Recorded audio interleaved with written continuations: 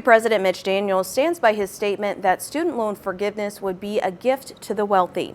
News 18's Purdue President met with President Daniels and shares more from her conversation with him. President Daniels not only views student loan forgiveness as morally wrong, he says it's illegal. At least if done by the U.S. president without an act of Congress, echoing what House Speaker Nancy Pelosi said last summer.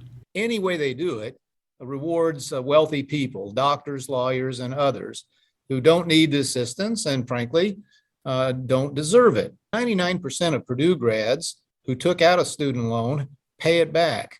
And suddenly, what are we supposed to say to them that having been responsible about their own obligations, if others are let off the hook?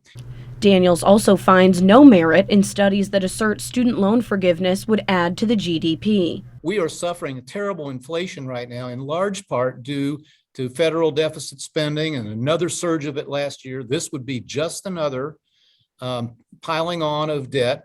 Daniels also asserts that the future implications of student loan forgiveness could set a bad precedent for universities and students alike.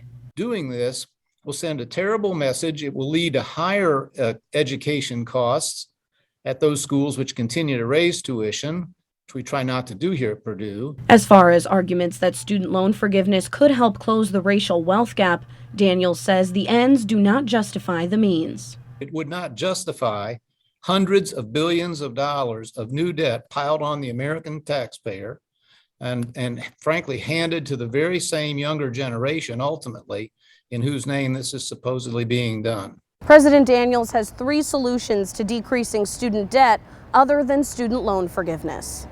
The first being universities like Purdue being on the hook for a portion of unpaid student debt. I guarantee you that if even a small percentage of those defaults came back to the school, that people would be more careful about how they prepared these students. He also mentions income-based repayment as a more fair method. These programs do exist at a federal level, but Daniels says the federal government bungled the implementation.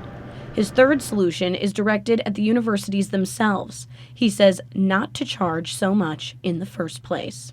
Reporting in West Lafayette, Peri Apostolakos, News 18.